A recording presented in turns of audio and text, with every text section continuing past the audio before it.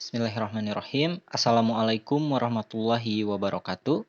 Saya Fajar Junul Ikhlas dari jurusan S1 Informatika kelas C223. Nomor pokok mahasiswa saya 20123065.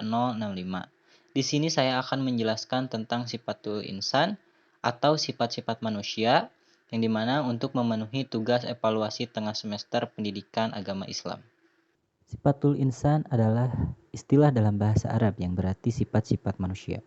Istilah ini sering digunakan dalam konteks akidah Islam untuk menggambarkan sifat-sifat yang dimiliki oleh manusia, baik yang terpuji maupun yang tidak terpuji. Dalam ajaran Islam, sifat-sifat terpuji harus dimiliki oleh manusia adalah takwa. Sementara itu, sifat-sifat yang tidak terpuji adalah fuzur ataupun kefasikan. Allah Subhanahu wa taala memberikan kebebasan memilih jalan hidup kepada manusia karena manusia adalah makhluk yang mukhayyar atau dibebaskan untuk memilih, yakni memilih di antara dua jalan, yaitu jalan kebenaran ataupun jalan kebatilan. Ketika kita memilih satu jalan itu, maka akan saling tarik-menarik. Jikalau fujur yang kuat, maka takwa melemah. Jikalau takwa yang kuat, maka fujur melemah. Dalam surat Asy-Syams ayat 7-8 dijelaskan yang artinya, demi jiwa serta penyempurnaan ciptaannya, maka dia, Allah, mengilhamkan kepadanya jalan kejahatan dan ketakwaan. Artinya apa?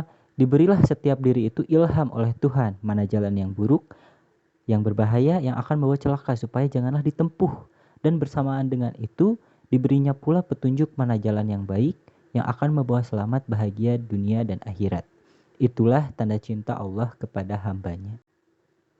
Rasulullah SAW memiliki sifat-sifat yang terpuji, seperti sidik, amanah, patonah, dan tablik. Yang pertama sidik. Sidik mempunyai arti yaitu jujur dan berkata benar. Maksudnya adalah tiap-tiap perkataan yang diucapkan atau disampaikan oleh Rasul sifatnya selalu benar. Baik benar dalam menyampaikan wahyu yang sumbernya dari Allah Subhanahu wa taala maupun benar dalam perkataan-perkataan yang memiliki hubungan dengan persoalan dunia. Yang kedua amanah. Amanah yang artinya yaitu dapat dipercaya. Para rasul senantiasa menjaga diri dari segala perbuatan dosa untuk menjaga kepercayaan umat atas dirinya. Yang ketiga patonah. Patonah artinya yaitu pandai, cerdas, ataupun bijaksana. Sebagai utusan Allah Subhanahu wa taala bagi umat manusia, para rasul mampu untuk memahami berbagai permasalahan umat sekaligus memberikan solusi atau jalan keluarnya. Dan yang terakhir yaitu tablik, artinya sampai atau menyampaikan. Rasulullah memiliki sifat tablik sebagai menyampaikan wahyu kepada umatnya. Tujuannya agar diimani dan dipahami serta juga dijadikan sebagai pedoman hidup. Kita sebagai manusia hendaknya mencontoh sifat-sifat Rasul tersebut dengan tazkiyah. Tazkiyah adalah menjadikan sesuatu menjadi suci baik zatnya maupun keyakinan dan fisiknya. Pada hakikatnya adalah tazkiyah proses penyucian jiwa dan pembersihan hati dari berbagai dosa dan sifat-sifat tercela yang mengotorinya. Terdapat bentuk-bentuk tazkiyah. Yang pertama yaitu bersyukur. Hal ini tiada lain karena kita menyadari bahwa seluruh kenikmatan yang dirasakan selama ini adalah berasal dari Allah Ta'ala. Yang kedua yaitu sabar. Ada dua sikap yang tidak bisa lepas dari kehidupan seorang mukmin, yaitu syukur dan sabar. Sabar dan syukur memiliki keterkaitan karena manusia tidak terlepas dari cobaan dan nikmat. Ketiga, belas kasih. Dan keempat, kasih sayang. Ra'ufun dan Rahimun. Sifat Ra'uf dan Rahim adalah bagian dari sifat Allah Ta'ala. Sebagaimana disebutkan dalam Quran Surat Al-Baqarah ayat 143, yang artinya, sesungguhnya Allah benar-benar amat pengasih lagi maha penyayang kepada manusia.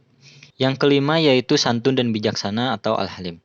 Al-Halim adalah salah satu nama dan sifat Allah Ta'ala.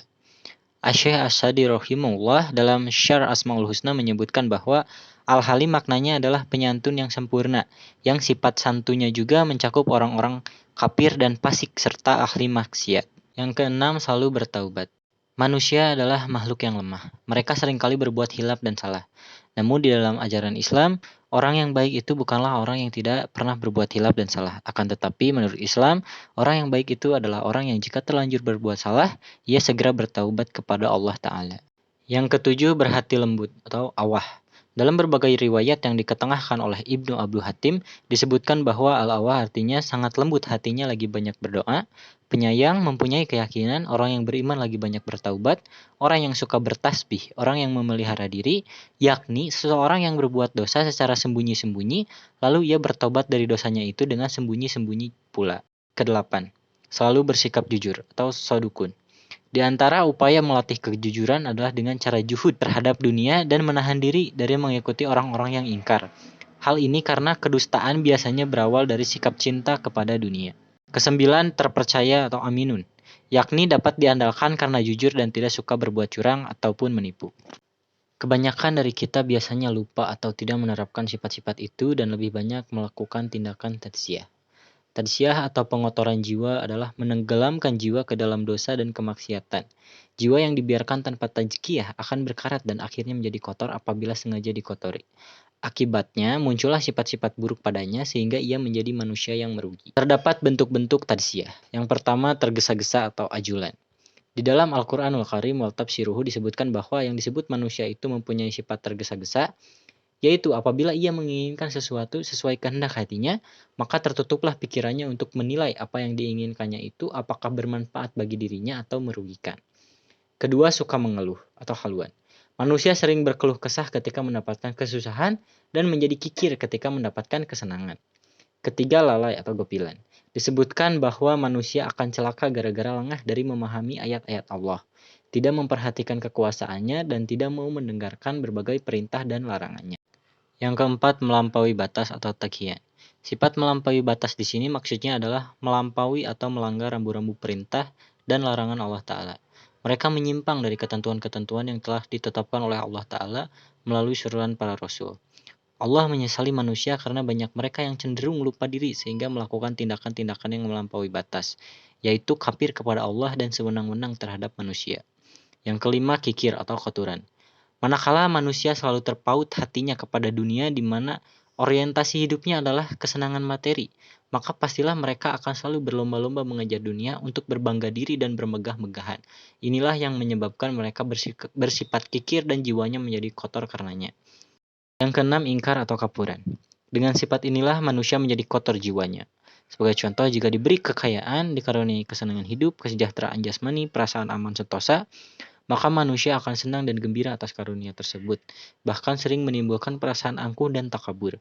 Tetapi sebaliknya, apabila mereka ditimpa kemiskinan, penyakit, musibah yang bermacam-macam, dan maksiat akibat dosa dan maksiat yang dikerjakannya, mereka mengingkari semua karunia yang telah diberikan Allah kepadanya, lupa akan karunia itu, maka mereka lupa mengerjakan kebaikan. Yang ketujuh, suka membantah atau jadalan.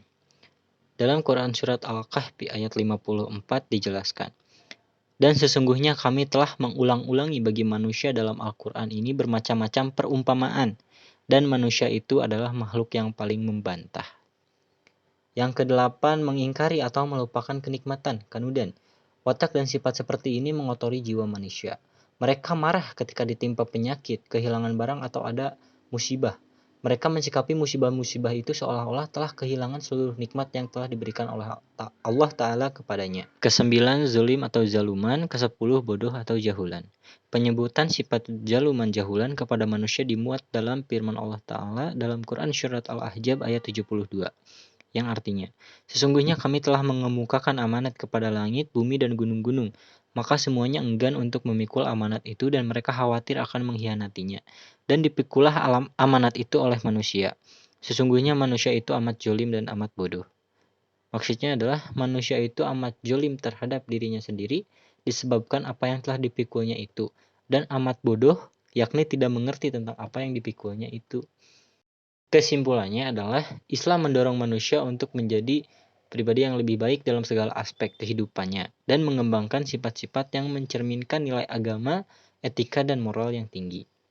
Demikian materi yang bisa saya sampaikan, mudah-mudahan dapat bermanfaat dan diterapkan dalam kehidupan kita sehari-hari. Mohon maaf apabila ada salah kata dan kurangnya materi saat penyampaian.